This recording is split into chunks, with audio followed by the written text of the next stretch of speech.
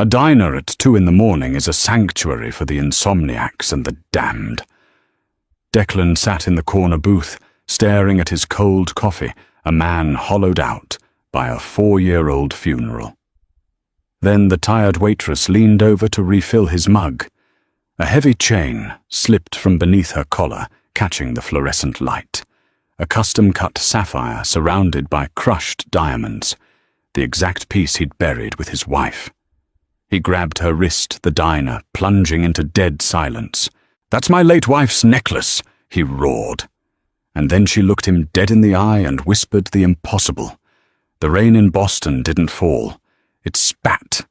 It hit the greasy windows of the Starlight Diner, like thrown gravel, distorting the neon glow of the street lamps into ugly bleeding streaks of yellow.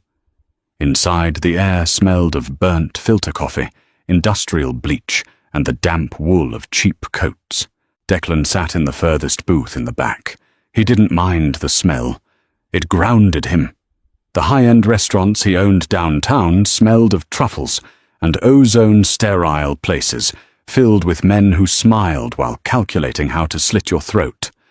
The Starlight was honest. It was a place for people who had nowhere else to be. At 38, Declan Rossi looked like a man who had spent the last decade walking against a gale-force wind. His tailored charcoal suit hung flawlessly on his broad frame, but his face carried the true toll of his life. Dark circles bruised the skin beneath his eyes.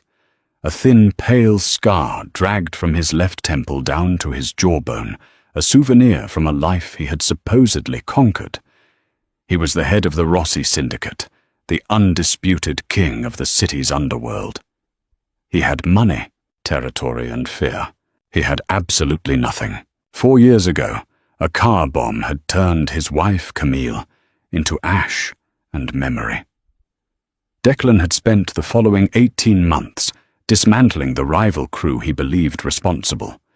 He hadn't just killed them, he had erased them. He had burned their businesses, exiled their families, and buried their lieutenants under the foundations of the new high-rises going up in the seaport. When the blood finally stopped flowing, the city held its breath, waiting for the king to take his throne. Instead, Declan simply stopped living. He went through the motions. He collected the envelopes, nodded at the meetings, and stared at the walls of his empty estate until the silence became a physical pressure in his ears. That was why he was here, at 2 in the morning, nursing a ceramic mug of sludge. Sleep was an enemy he could no longer fight. 2 booths away, Thomas and Cole sat in silence. They were his shadow's men, built like freight trains, nursing their own coffees and watching the door. They knew better than to speak to him when the insomnia was this heavy. Behind the counter, Amelia wiped down the laminate surface for the 4th time in an hour.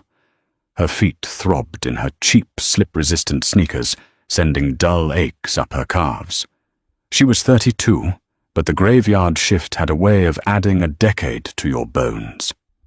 A stray strand of auburn hair fell across her face, and she blew it out of her eyes with a frustrated huff, leaving a smudge of mascara on her cheekbone. She wanted to go home. Her apartment was tiny, the radiator clanked like a dying engine, and the rent was 2 weeks late, but it was quiet. She glanced at the clock. 2 hours left. She looked over at the 3 men in the back. They hadn't touched their food. Amelia had been working diners long enough to recognize the predators from the prey. These men weren't cops. Cops wore their exhaustion differently. These men wore stillness. The 2 near the front were muscle-plain and simple. But the man in the corner, the one staring into his mug like it held the secrets of the universe, he was the gravity in the room. Everything pulled toward him. Amelia picked up the glass coffee pot from the burner. The orange decaf ring was peeling off. She grabbed a damp cloth, wiped her hands, and walked out from behind the counter. The squeak of her rubber soles against the linoleum was the only sound in the diner besides the humming refrigerator. She approached the muscle first. Thomas put a hand over his cup, not even looking up. Cole just shook his head. Amelia moved to the corner booth. Up close, the man's presence was suffocating. He didn't look dangerous in the frantic, twitchy way the junkies on the corner did. He looked dangerous the way a dormant volcano did. "Warm that up for you," Amelia asked, her voice raspy from disuse. Declan didn't look up. He just gave a fractional nod, shifting his shoulders slightly to make room. Amelia leaned over the table, angling the pot to avoid splashing the man's expensive cuffs. As she reached forward, the top button of her uniform blouse pulled taut. The safety pin she'd used to keep the frayed collar together gave way. Gravity did the rest. From beneath her collar, a heavy silver chain slipped free, dropping forward to swing like a pendulum over the table. Declan blinked, his eyes unfocused, and dead lazily tracked the movement. The pendant caught the harsh, buzzing light of the fluorescent tubes overhead. It was a sapphire. But not just any sapphire. It was the size of a quail's egg, cut in a highly specific teardrop shape, surrounded by a halo of crushed diamonds set in platinum. Declan's breath stopped in his throat. The air in his lungs turned to ice. His brain, usually a machine of cold calculation, short-circuited. He knew that stone. He had flown a man in from Antwerp to cut it. He had designed the platinum setting himself, spending hours arguing with the jeweler about the prongs. He had clasped it around Camille's neck on their 3rd anniversary, kissing the nape of her neck as she laughed at the sheer weight of it. He knew the tiny, almost imperceptible flaw on the bottom left clasp, where he had accidentally knocked it against a champagne flute. He had buried Camille in a closed casket. The coroner had handed him a plastic bag of melted personal effects. The necklace hadn't been in it. They told him it had likely melted or been destroyed in the blast. And now it was swinging freely over a chipped mug in a diner that smelled of grease and failure. Declan didn't think. He reacted. His hand shot across the table like a striking snake. His large, calloused fingers closed around Amelia's wrist, gripping bone and tendon with terrifying force. The glass coffee pot slipped from Amelia's other hand. It hit the linoleum floor with a sharp, explosive crash, sending a wave of scalding black liquid and jagged shards in every direction.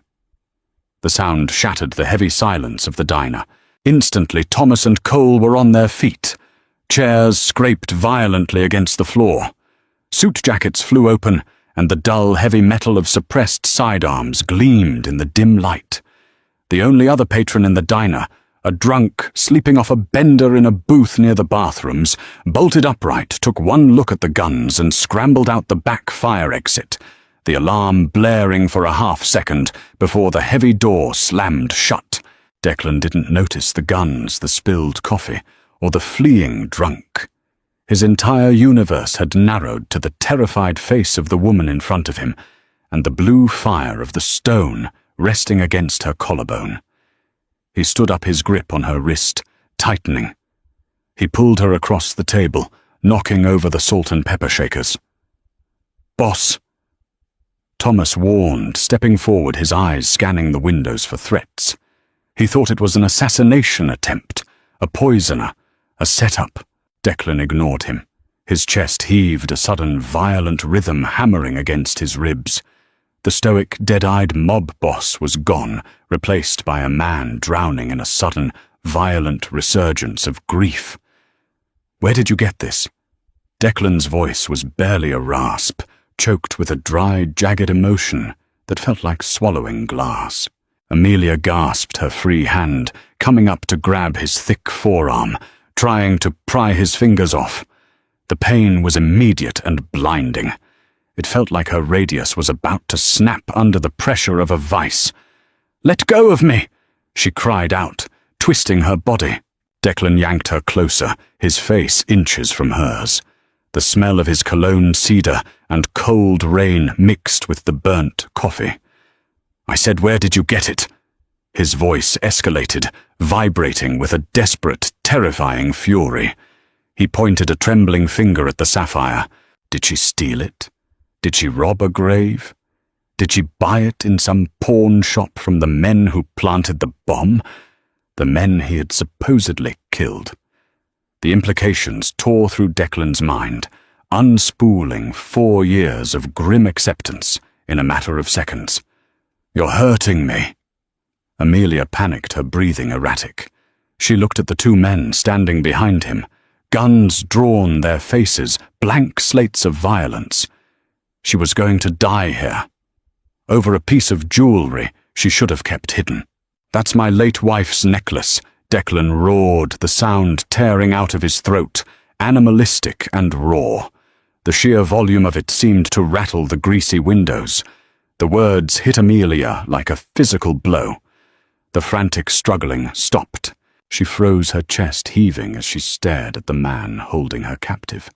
Her eyes darted over his features, mapping the frantic, devastated landscape of his face. She saw the dark eyes practically black with sorrow. She saw the pale scar cutting down his jawline. She saw a man who looked like he had been carrying a corpse on his back for years. "He looks like a storm, Amelia." Dark eyes, a scar pulling at his jawline, a mouth that forgets how to smile. The description echoed in Amelia's mind, a ghost whispering from a desert motel room 3 years ago. The panic drained out of Amelia, replaced by a cold, heavy shock. She wasn't looking at a random thug. She was looking at the ghost she had been waiting for. Her posture changed. She stopped pulling away. The fear in her eyes hardened into something entirely different. Pity. Deep, profound pity. Declan felt the shift in her. He saw the terror leave her, which confused him more than if she had pulled a knife. People didn't stop being afraid of him unless they were dead. Amelia swallowed hard, holding his furious gaze. "Let me go," she said. It wasn't a plea this time. It was an instruction. "Not until you tell me." Declan snarled, though his grip loosened slightly, just enough to let her blood flow again. "Her name was Camille," Amelia said, her voice steady, cutting through the heavy air of the diner like a surgical blade. Declan went entirely still, the breath caught in his throat. Hearing her name spoken aloud by a stranger felt like a gunshot to the chest. Amelia reached up with her free hand, gently but firmly prying Declan's loosened fingers off her wrist. She stepped back, rubbing the angry red marks blooming on her pale skin. She didn't look at the guns. She only looked at Declan, she told me.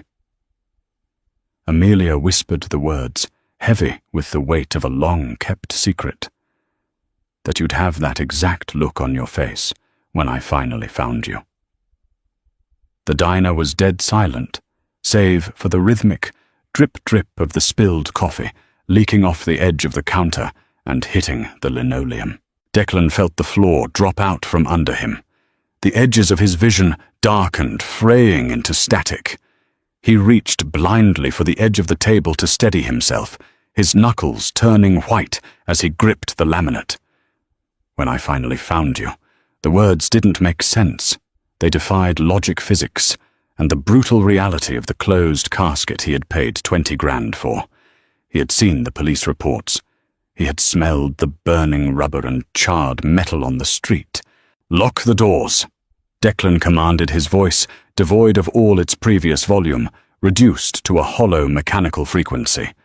Thomas and Cole moved instantly. Cole walked to the front door, flipped the neon open sign to closed, and twisted the deadbolt. Thomas moved to the back, checking the fire exit, and pulling the heavy metal security bar across it. Amelia didn't try to run. She knew this moment was inevitable from the day she accepted the necklace. She walked over to the counter, grabbed a clean mug, poured herself a cup of black coffee from the backup pot, and walked back to the booth. She slid into the vinyl seat opposite Declan. Declan sank slowly into his side of the booth. He stared at her, waiting. He didn't threaten her. He didn't need to. 3 years ago, Amelia began wrapping both hands around the hot mug to stop them from shaking. I wasn't living in Boston. I was working the graveyard shift at a motel off Route 66 in the middle of nowhere, Arizona, a place called the Stardust. It was a dusty, rotting place where people went when they didn't want to be found. Declan didn't blink. He just listened, cataloguing every word, searching for the lie. It was a Tuesday. Amelia continued, her eyes distant, pulling the memory from the dark corner of her mind. Raining like it is tonight. A woman stumbled into the lobby. She was wearing a cheap tracksuit, soaked through, and she was holding her side. She looked like she had been dragged behind a truck. Black eye, split lip, and a fever burning so hot I could feel it standing 3 feet away. Camille. Declan breathed the name, tasting like ash. She didn't give me her name at first, Amelia said. She offered me a stack of cash, more money than I made in 2 years, to give her a room, off the books, bring her medical supplies, and forget I ever saw her. Amelia took a sip of her coffee. I was broke. I needed the money, so I took it. I put her in room 9 at the back of the lot. I bought bandages, antibiotics, painkillers. What was wrong with her? Declan asked, his voice tightening. He had spent years imagining her death as instantaneous. A flash of light and then nothing. The idea of her suffering, stumbling through the rain in pain, tore at the stitched wounds in his mind. She had a gunshot wound, Amelia said flatly. A through and through on her right side. It was infected. Declan frowned, the gears in his head, grinding. A gunshot, not a bomb. Amelia shook her head slowly. The bomb wasn't meant for her, Declan. Or rather, it was meant to cover up the fact that she was already gone. She wasn't in the car when it blew. Declan leaned forward, the leather of his jacket groaning. Who? He asked. Just one word, but it contained 1,000 acts of violence. She said you wouldn't believe it, Amelia said, her voice softening with empathy. She said you'd tear the city apart, looking for the people who did it, and you'd look right past the man sitting at your own table. Declan's jaw clenched. The muscles in his neck stood out like steel cables. Give me a name, Amelia. She called him Garrett, Amelia said. The name hit the air between them like a physical grenade. Declan recoiled, a sharp intake of breath hissing through his teeth. Garrett, his underboss, his best man at his wedding, the man who had stood beside him at Camille's funeral, holding an umbrella over Declan's head while the rain pounded the earth, the man who had personally handed Declan the intelligence on the rival Chicago crew, pointing the finger at them for the bombing. No, Declan whispered, shaking his head. Garrett is blood. Garrett is a traitor, Amelia said, her tone unyielding. She wasn't intimidated by his denial. She was just delivering the truth. Camille found out he was skimming. Worse, she found out he was feeding information to the feds to build a RICO case against you, in exchange for immunity and taking over the syndicate once you were locked up. Declan closed his eyes. Pieces of a 4-year-old puzzle suddenly started snapping into place with sickening clarity. The rival crew had gone down too easily. The feds had strangely backed off their investigations into Garrett's territories while squeezing Declan's. The phantom leaks. She confronted him, Amelia continued. She told him she was going to tell you, but Garrett controlled your security detail that day. He pulled a gun on her in the garage. He shot her, but she managed to get into a second car and crash through the gate. He set off the bomb in her primary car to make it look like an assassination, burning a Jane Doe to hide his tracks and buy himself time. Declan opened his eyes. They were no longer hollow. They were burning. A cold, absolute fire had ignited behind his irises. Where is she? He demanded, leaning forward, the desperation returning. If she survived, if she ran. Where is she now?" Amelia looked down at her hands. She let go of the coffee mug and reached up to the back of her neck. Her fingers fumbled with the clasp of the heavy sapphire necklace. Declan watched her, his heart hammering a frantic, devastating beat against his ribs. Amelia undid the clasp. She pulled the chain away from her neck and gently laid the necklace on the table, pushing it across the laminate until it rested in front of Declan. The infection. Amelia whispered, a tear finally breaking free and tracking through the mascara on her cheek. She survived the gunshot, but her body was broken.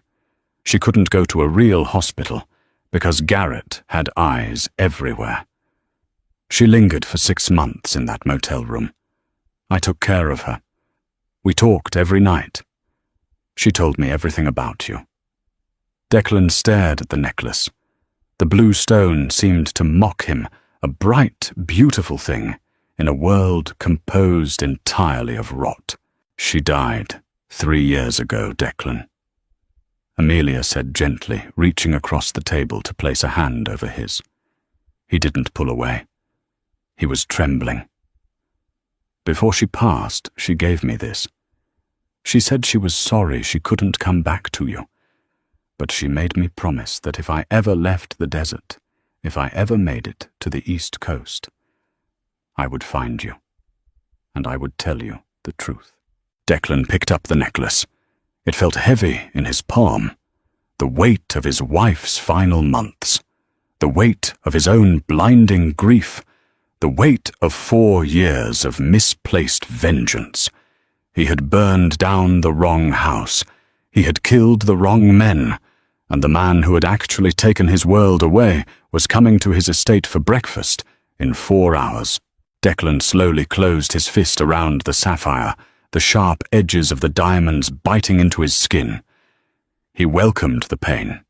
It was sharp, focused, and real. The suffocating fog of mourning that had paralyzed him for 4 years evaporated, replaced by a crystalline, terrifying clarity. He stood up from the booth. He wasn't the broken man who had walked into the diner an hour ago. He was the king again, and his crown was forged in absolute, unadulterated rage. Thomas. Declan said, his voice echoing in the quiet diner. It was cold. It was the voice of a man signing a death warrant. "Yeah, boss." Thomas stepped forward. "Call Garrett," Declan instructed, slipping the necklace into his breast pocket right over his heart. "Tell him breakfast is moved up. Tell him to meet me at the warehouse on the docks." "The meatpacking plant, sir. It's 3 a.m. Declan turned his head, fixing Thomas with a stare that made the seasoned killer take a half step back. "Tell him," Declan said softly, "I have a surprise for him." The docks at Pier 47 smelled of brine rust and the metallic tang of old blood. The meatpacking plant sat at the edge of the water, a massive, windowless cinder-block structure that hummed with the low industrial vibration of heavy-duty freezers. It was a place designed for slaughter and storage, making it the perfect venue for the Rossi Syndicate's internal audits. Inside, the air was aggressively cold. Frost clung to the stainless steel rails overhead, where halved carcasses of beef hung from heavy iron hooks. The only light came from caged bulbs, spaced evenly along the concrete ceiling, casting long, swinging shadows across the floor drains. Declan sat on a wooden shipping crate in the center of the main floor. He wore his heavy cashmere overcoat, the collar turned up against the chill, his hands resting loose on his thighs. He didn't shiver. He hadn't felt the cold since he walked out of the Starlight Diner. He felt completely hollowed out, a vessel filled with nothing but absolute freezing clarity. 30 years. He had known Garrett for 30 years. They had stolen bicycles together in Southie. They had taken their first beatings together in the back alleys of the North End. When Declan took his first bullet in a turf war, it was Garrett who dragged him into a basement and dug the lead out with a paring knife. They were supposed to be the untamable two, the king and his shadow. and the shadow had burned the queen to take the throne. The heavy steel door at the front of the warehouse groaned, open grooved hinges screaming against the quiet. Garrett stepped inside. Even at 3 a.m, Garrett looked like he had just stepped off a yacht. He wore a tailored camel hair coat over a black turtleneck, his silver hair perfectly swept back. He was a handsome man, charming and smooth, possessing a politician's smile that had talked the syndicate out of a dozen federal indictments. He walked with a casual arrogance, flanked by 2 of his own men. Garrett called out, his voice echoing off the frosted tiles. He rubbed his gloved hands together, his breath pluming in the freezing air. Jesus Christ, what is this? We couldn't do this at the cigar lounge. It's a brass monkey out here. Declan didn't move. He just watched Garrett approach. Cole stepped out from the shadows near the entrance, holding a suppressed semi-automatic rifle across his chest. Thomas mirrored him on the opposite side of the room. Garrett's 2 men paused their hands, instinctively twitching toward their coats, but Garrett waved them off with a dismissive flick of his wrist. "Relax," Garrett told his muscle. He turned his attention back to Declan, flashing that easy, familiar smile. "Late-night emergency at the docks. Let me guess. The shipment from Halifax got held up by customs again. I told you we should have routed it through Providence." Declan stared at him. He looked at the lines around Garrett's eyes. He looked at the expensive watch glinting on his wrist. He looked for any sign of a monster, but all he saw was his oldest friend. That was the most terrifying part of betrayal. It never came from your enemies. It came from the people who knew exactly where to insert the knife. "The Halifax shipment is fine," Declan said. His voice was flat, devoid of its usual booming authority. It was a dead sound. Garrett stopped 10 feet away. The smile slipped a fraction, recognizing the shift in Declan's tone.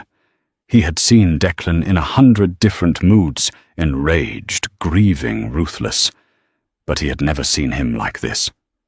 This stillness was unnatural. Then what are we doing here? "Dick," Garrett asked, his tone dropping an octave, shifting from banter to business. "You look like hell. You haven't been sleeping again. You want to talk? We can talk. But let's do it somewhere I don't risk losing my toes to frostbite." "I had a conversation tonight," Declan said, slowly, ignoring the complaint. Garrett sighed, sliding his hands into his coat pockets. "With who? The Italians? If they're trying to renegotiate the waterfront percentages again, I swear to God, with a waitress." Garrett blinked. The non sequitur derailed his train of thought. A waitress." "Yeah." Declan stood up from the crate. The movement was slow, deliberate. "She worked the graveyard shift, a quiet place. Said she used to work out west, Arizona." For a fraction of a second, the air in the warehouse changed. It wasn't something you could see, but something you could feel. A sudden microscopic tightening of the atmosphere. Garrett's left eye developed a faint twitch. His posture didn't change, but his shoulders locked, bracing against an invisible impact. "Arizona," Garrett repeated. The word sounded dry in his mouth. He swallowed hard, his Adam's apple bobbing against the collar of his turtleneck. "Nice this time of year, I hear." Declan stepped forward, the rubber soles of his Oxfords squeaking against the frost-covered concrete. "She told me a story, Garrett. A long, ugly story about a motel on Route 66. About a woman who walked in, out of the rain, bleeding from a gunshot wound. A woman who paid her in cash to hide her." Garrett's 2 men shifted uneasily, finally realizing the gravity of the room. They looked at Thomas and Cole, calculating the angles, realizing they were outgunned and out of position. "I don't know what kind of pills this waitress is on, Declan," Garrett said, forcing a chuckle that sounded like grinding rocks. "But you drag me out of bed at 3 a.m. for a campfire story. The woman in the motel lingered for 6 months. Declan continued, his voice echoing mercilessly. She died in agony. Far from home. Far from her husband. Garrett took a half-step back. The politician's mask was cracking, peeling away to reveal the raw, panicked animal underneath. Dec, look. You're overtired. The grief, it plays tricks on the mind. It makes you want to believe crazy things. You need to go home. You need to rest. Declan stopped 3 feet in front of Garrett. He reached into the inside pocket of his cashmere coat. I brought you something, Declan whispered. He pulled his hand out and held it up under the harsh glare of the caged light bulb. Between his thumb and forefinger dangled the silver chain. At the bottom, spinning slowly, was the heavy sapphire surrounded by crushed diamonds. The blue stone caught the light, casting a sharp, azure reflection directly into Garrett's eyes. Garrett stopped breathing. All the color drained from his face, leaving his skin the shade of the hanging meat surrounding them. He stared at the necklace, his pupils dilating in pure, unadulterated terror. He knew that stone. He had watched Declan place it around Camille's neck. He had watched Camille wear it at the syndicate's charity galas. He thought it had burned in the wreckage. He thought the fire had erased all his sins. She survived the garage, Garrett, Declan said, his voice dropping to a terrifying, intimate whisper. She drove through the gate with a bullet in her side. You burned a stranger to cover your tracks. You stood next to me at her funeral and put a hand on my shoulder, while they lowered an empty casket into the ground. Dec! Garrett gasped, his voice cracking. He raised his hands, palms out, a gesture of surrender. Dec, listen to me, please. Thomas, Declan said without looking away. Behind Garrett, 2 muffled thwips cut through the hum of the freezers. Garrett flinched as hot blood sprayed the back of his camel hair coat. His 2 bodyguards dropped to the concrete floor in unison, identical bullet holes in the back of their skulls. Thomas and Cole lowered their suppressed weapons, stepping over the fresh corpses to box Garrett in. Garrett's knees buckled. He dropped heavily to the frozen floor, his expensive slacks soaking up the icy water and the pooling blood of his men. He looked up at Declan, his chest heaving, the air tearing through his lungs in ragged gasps. It wasn't supposed to happen like that, Garrett screamed, the panic finally breaking through the dam. She found the ledger's deck. She found the offshore accounts. You were stealing from me, Declan said, his face expressionless. I would have forgiven the money, Garrett. You were blood. If you were short, you just had to ask. It wasn't just the money, Garrett yelled, a hysterical edge to his voice. Tears streamed down his face, freezing to his cheeks. The feds had me, Declan. They had me dead to rights on the extortion rackets in the seaport. They told me I give them the syndicate, I give them you, or I do consecutive life sentences in ADX Florence. I couldn't do a box deck. I couldn't die in a cage. So you put my wife in one, Declan replied. She was going to tell you. Garrett sobbed, crawling forward, reaching for the hem of Declan's coat. I told her to walk away. I begged her. I told her I had it under control. But she pulled a gun on me. She was going to shoot me. Declan, I reacted. It was instinct. Declan looked down at the man, begging at his feet. He didn't feel anger anymore. The rage that had consumed him in the diner had burned itself out, leaving only ash and cold certainty. He thought about Camille.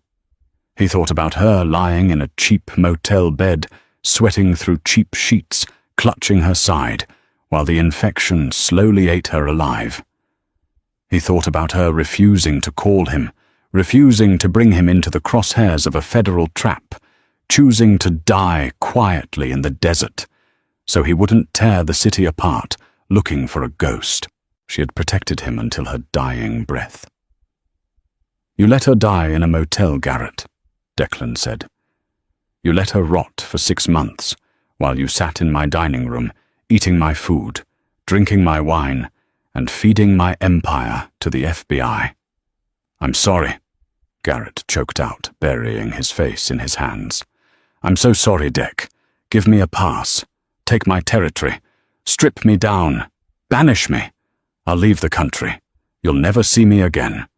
I swear to God, you'll never see me again." Declan pulled a heavy suppressed .45 caliber pistol from the holster at the small of his back. He thumbed the safety off. The mechanical click sounded like a vault door slamming shut. Garrett looked up, staring down the black, gaping barrel of the gun. The begging stopped. He saw the finality in Declan's eyes. There was no negotiation here. There was no mercy. There was only a debt 30 years in the making, finally coming due. "For 6 months," Declan said quietly. He didn't aim for the head. Declan pointed the gun at the right side of Garrett's abdomen, the exact spot where Garrett had put a bullet into Camille. Thwip. The heavy round punched through Garrett's expensive coat, tearing through muscle intestine and bone before lodging in the concrete floor beneath him. Garrett screamed. It was a high, tearing sound, a noise a human being should never be able to make.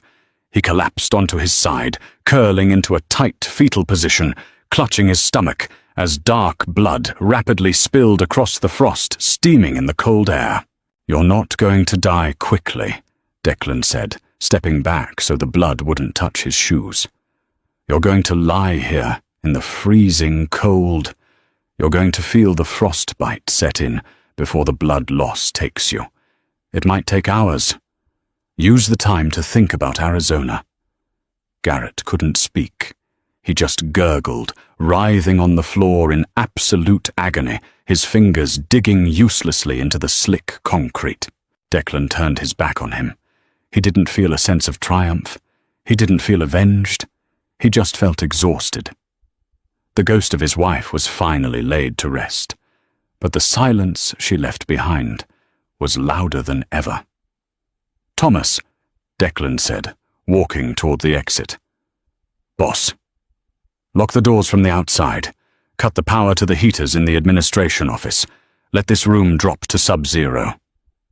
"Understood. Then mobilize the crews," Declan ordered, pushing the heavy steel door open, stepping out into the biting Boston night. "I want every Captain Garrett appointed over the last 4 years stripped of their ranks. I want his offshore accounts frozen. Find his handlers at the FBI. Leak their names to the cartels. By sunrise, I want Garrett's entire legacy erased from this city." The rain had stopped leaving the streets of Boston, slick and reflective, mirroring the harsh yellow glow of the street lamps. The sky over the harbor was beginning to bruise a dark, bruised purple, giving way to the weak grey light of dawn. Declan sat in the back of his armored SUV, staring out the tinted window. The heater blasted warm air over his frozen legs, but the cold from the warehouse seemed permanently lodged in his marrow. He held the sapphire necklace in his left hand, his thumb running over the tiny, imperceptible flaw on the bottom clasp. Garrett was dead. His empire was currently bleeding out the traitors in a surgical, ruthless purge that would make headlines for weeks.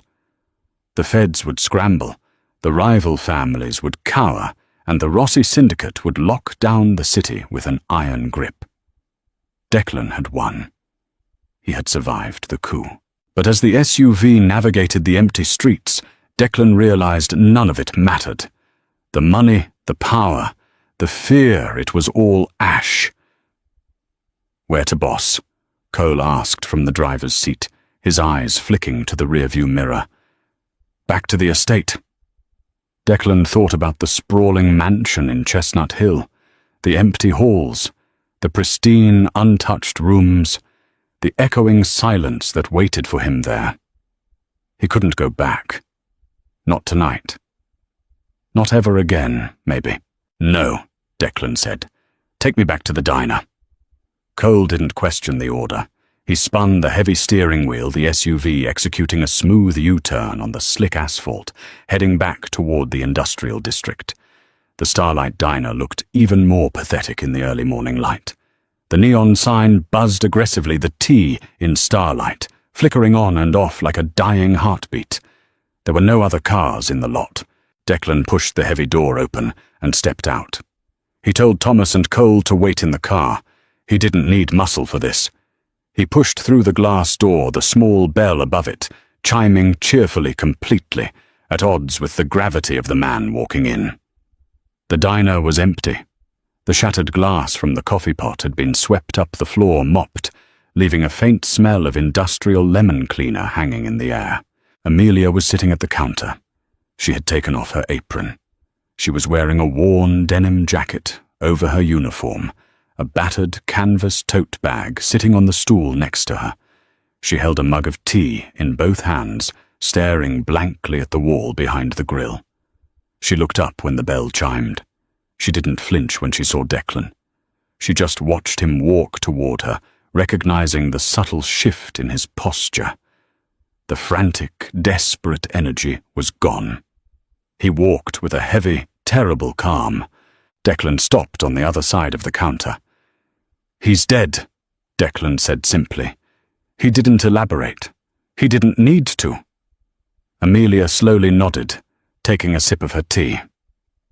Did it help? The question caught Declan off guard.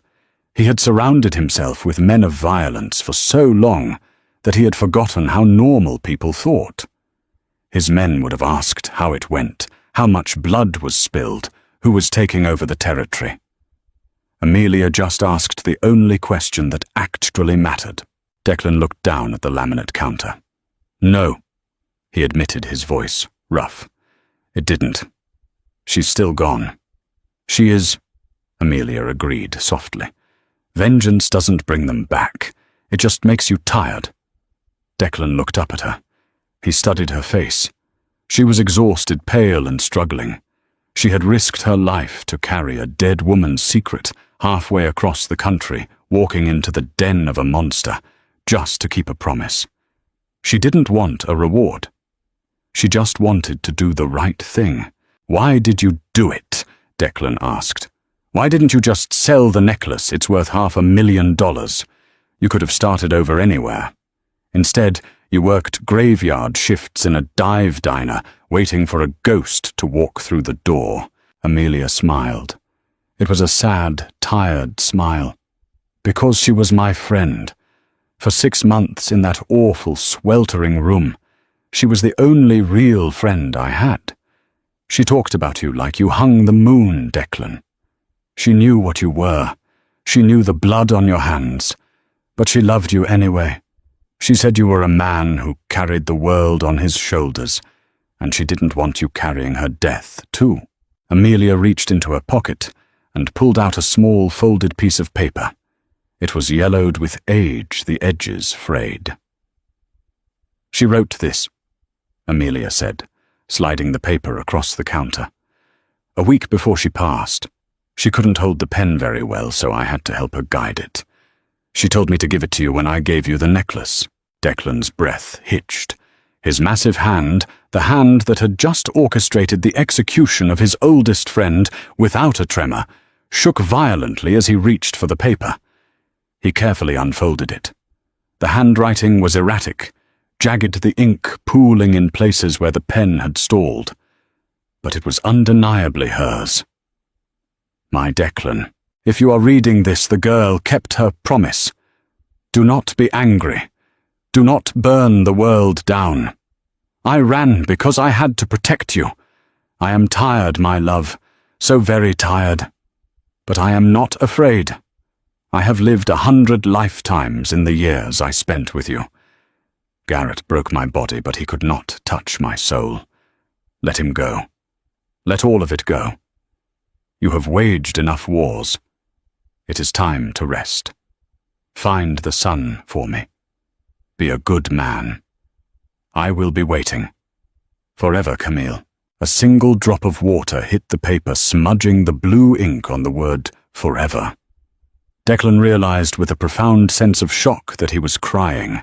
The mob boss, the king of the Boston underworld, stood in a greasy diner and broke down. The grief didn't come with the violent fury it had earlier. It came like a rising tide, quiet, devastating, and entirely overwhelming. He gripped the edge of the counter, bowing his head, his broad shoulders shaking as years of repressed agony finally poured out of him. Amelia didn't look away. She didn't offer empty platitudes.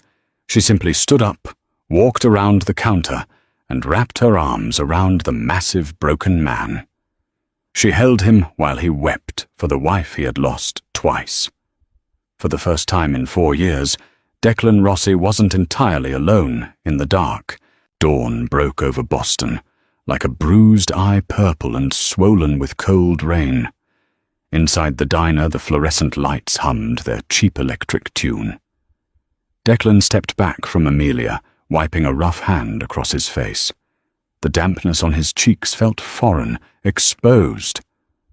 Yet for the first time in 1,000 days, the crushing weight in his chest had receded. He looked at the waitress. Her denim jacket was worn thin at the elbows. She had nothing. She had risked everything for a woman she barely knew, and now, by proximity, she was standing in the blast radius of a mafia war. "You can't stay here," Declan said, his voice thick but steady. He folded Camille's letter, tucking it into his breast pocket behind the heavy sapphire. Garrett had men, handlers, people who will come looking for answers when they find him freezing to the floor of a meat locker. "You're a loose end, Amelia." Amelia crossed her arms, rubbing her shoulders against the draft, creeping in through the diner's cheap windows. "I don't have anywhere to go, Declan. My rent is 2 weeks late, and my car needs a new alternator just to make it out of the city limits." "You don't need a car," Declan replied. He turned toward the door. "Come with me." She didn't hesitate. She grabbed her canvas tote, walked out from behind the counter, and followed him out into the freezing morning. Thomas and Cole were waiting by the SUV. They watched Amelia approach with guarded indifference. Muscle didn't ask questions. They just opened the doors. "Take us to the Chestnut Hill estate," Declan ordered, as he climbed into the back. The ride was silent. Amelia watched the city slip by through the tinted glass, the decaying brick of the industrial district, giving way to the manicured lawns and iron gates of Boston's elite. When they pulled up to Declan's sprawling stone mansion, Amelia hesitated, her worn sneakers pausing on the pristine cobblestone driveway. It looked less like a home and more like a fortress. Inside the house was a mausoleum. Everything was draped in sterile perfection. Hardwood floors gleamed without a single scuff mark. The air smelled of lemon polish and expensive nothingness. Declan led her to the kitchen, a massive expanse of marble and stainless steel. "Sit," he said, gesturing to a stool. He walked over to a heavy oak cabinet, pulled out a false bottom, and retrieved a thick leather satchel. He dropped it on the island counter. The zipper gave a heavy, satisfying sound as he pulled it open. Banded stacks of $100 bills sat neatly inside. Beside them, 3 blank passports, untraceable burner phones, and the keys to a safe house in Vancouver. "There's $200,000 in cash here," Declan said, pushing the satchel toward her. "Enough to start over anywhere. New name, new city. You disappear today." Amelia looked at the money. She didn't reach for it. She looked up at Declan, studying the deep lines etched around his mouth. "What are you going to do?" Declan turned away, looking out the massive bay windows toward the sprawling, empty back lawn. "Let all of it go," Camille had written. "You have waged enough wars. It is time to rest." "I'm tearing it down," Declan said quietly. He didn't wait for her to respond. He walked into his home office, a dark room panelled in mahogany, and picked up the secure landline on his desk. He dialed a number he hadn't called in years. "Arthur," Declan said when the line clicked open. Arthur was the oldest capo in the New England families, a man who survived 3 decades of bloodshed by staying neutral and running the construction unions quietly. "Declan?" Arthur rasped, his voice thick with sleep. "It's 5 in the morning, and my guys are telling me Garrett's crew is getting gutted on the streets. Garrett was a rat. He's dead. His lieutenants are dead or running." Declan leaned his knuckles on the leather-bound surface of his desk.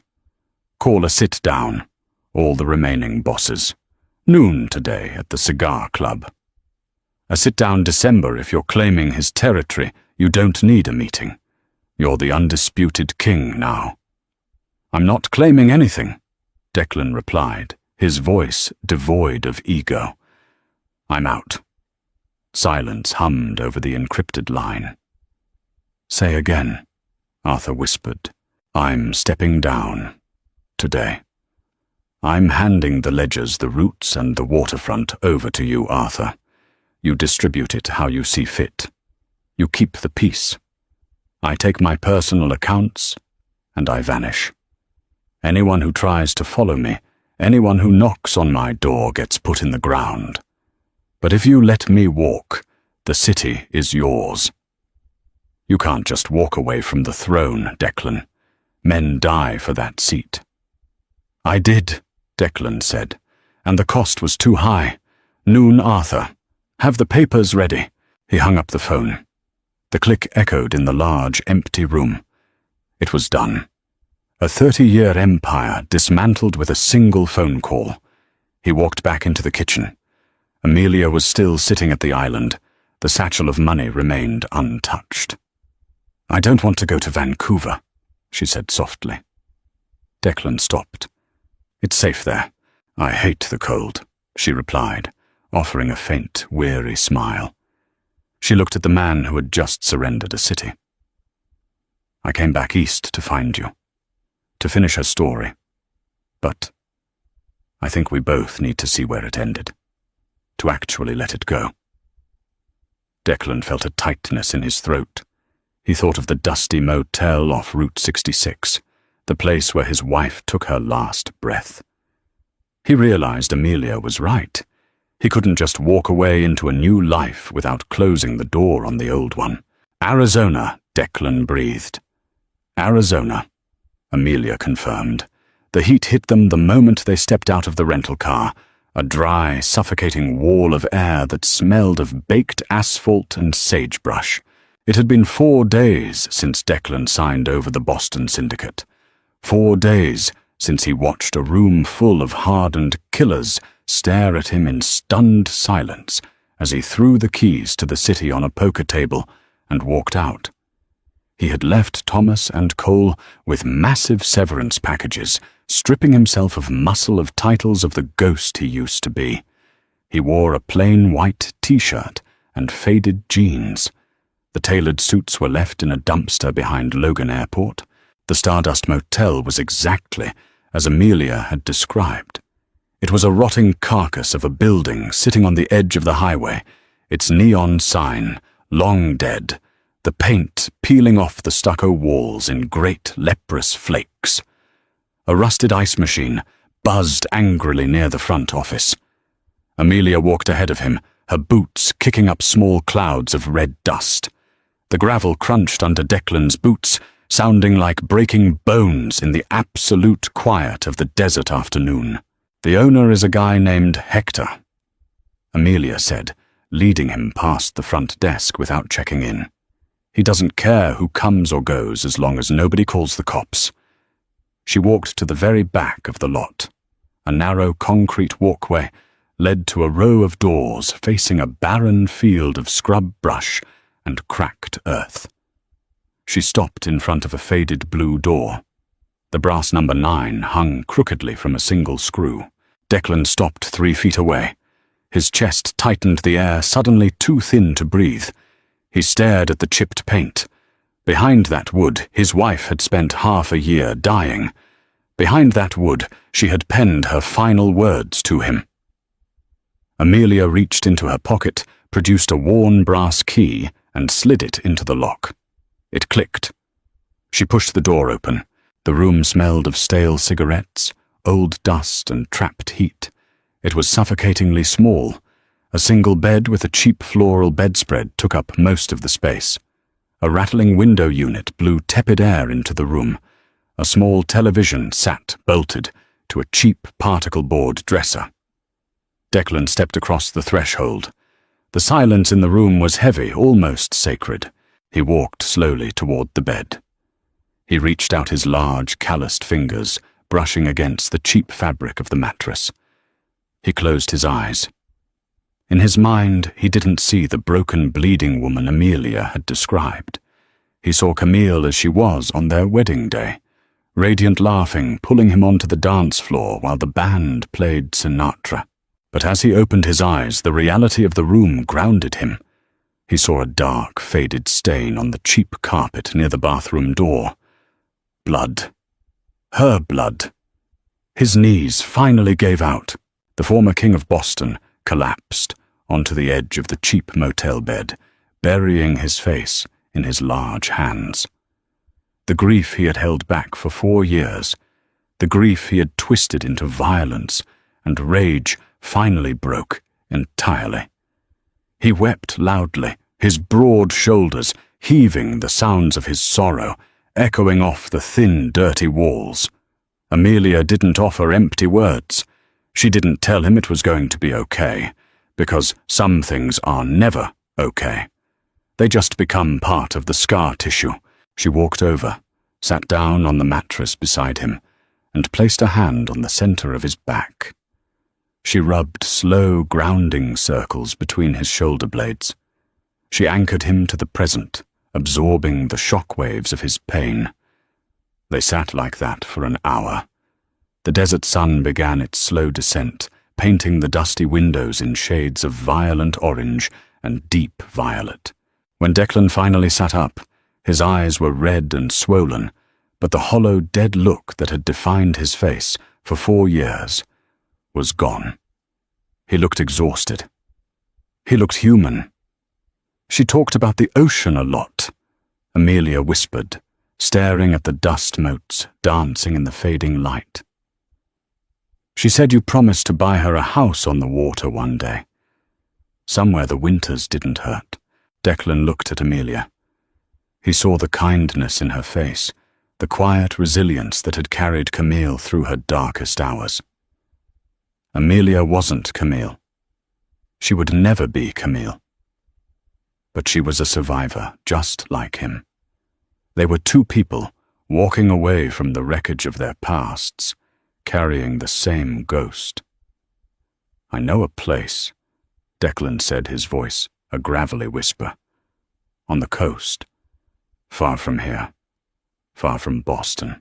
Amelia looked back at him, the corner of her mouth lifting into a small, genuine smile. "I've never seen the ocean." Declan stood up. He reached down and offered her his hand. "Let's go find the sun." The Pacific Ocean smelled vastly different from the Boston harbor. There was no scent of rust industry or frozen meat. It smelled of salt, blooming jasmine, and warm, wet sand. A year had passed since the door to room 9 clicked shut. The small coastal town in Northern California didn't care about a man's past. The locals cared if you paid your tabs on time and kept your property clean. Declan lived in a modest 2-story cedar house, perched on a cliff overlooking the grey-blue expanse of the water. The man sitting on the back porch didn't look like a mob boss. He wore faded canvas work pants and a soft Henley shirt, the sleeves pushed up to reveal forearms dusted with sawdust. He was sanding a piece of driftwood, moving the block in slow, rhythmic circles. The pale scar on his jaw was still there, but the tension underneath it had dissolved. The sliding glass door behind him rolled open. Amelia stepped out onto the deck carrying 2 mugs of coffee. Her auburn hair was tied back in a loose braid, and she wore a flour-dusted apron over a sundress. 3 months ago, with the cash from the leather satchel, she had bought an abandoned bakery in the town square. She spent her mornings kneading dough instead of pouring stale coffee for junkies and killers. She handed Declan a mug. "The oven thermostat is acting up again," she said, leaning against the wooden railing, looking out at the horizon. "I might need you to come down and look at it." I'm a carpenter now, Amelia, not an electrician, Declan murmured, taking a sip of the coffee. It was good. Perfect, actually. But I'll take a look after I finish this frame. He nodded toward the piece of driftwood. He was carving a shadow box. They didn't talk much about Boston. They didn't talk about Garrett or the syndicate or the life Declan had left behind. They lived in a quiet, comfortable rhythm. They weren't lovers in the fiery, chaotic sense of the word. They were partners in healing. A deep, unbreakable tether existed between them, forged in the fires of a shared tragedy. Amelia looked down at the small wooden table next to Declan's chair. Resting on a velvet cloth was the heavy sapphire necklace. The crushed diamonds caught the early morning light, shimmering with a brilliant, clean fire. It wasn't hidden in a pocket anymore. It wasn't a secret. It was just a beautiful thing left behind by a beautiful woman. It belongs in the box, Declan said, catching her gaze. He set his sandpaper down and picked up the necklace. The silver chain felt cool against his skin. I'm going to hang it in the hallway, where the light hits it in the afternoon. She would like that, Amelia said softly. Declan stood up, groaning slightly as his knees popped. He walked over to the railing, standing shoulder to shoulder with Amelia. The sun was just beginning to break over the eastern hills behind them, casting long golden beams across the water, turning the breaking waves into liquid amber. The air was warm. The world was quiet. Declan placed a hand on Amelia's shoulder, a gesture of profound, silent gratitude. She reached up and rested her hand over his. He closed his eyes, feeling the warmth of the California sun on his face. He thought of the letter tucked safely away in his desk drawer upstairs. Find the sun for me. Be a good man. Declan opened his eyes and watched a lone seagull dive toward the surf. For the first time in his adult life, he wasn't looking over his shoulder. He wasn't calculating an angle. He was just a man, standing in the light, finally at peace. He had found the sun, and he was going to make sure it never set on them again. What a journey! From the darkest corners of a Boston winter to the healing warmth of the California coast, Declan's story proves that sometimes the only way to win a war is to finally put down your weapon. Grief can turn us into monsters, but forgiveness and a shared burden can make us human again. If this story moved you, please hit that like button and share it with someone who appreciates a deeply emotional, grounded narrative. Don't forget to subscribe to the channel and drop a comment below. Tell me, what would you have done if you were in Declan's shoes at the diner? See you in the next one.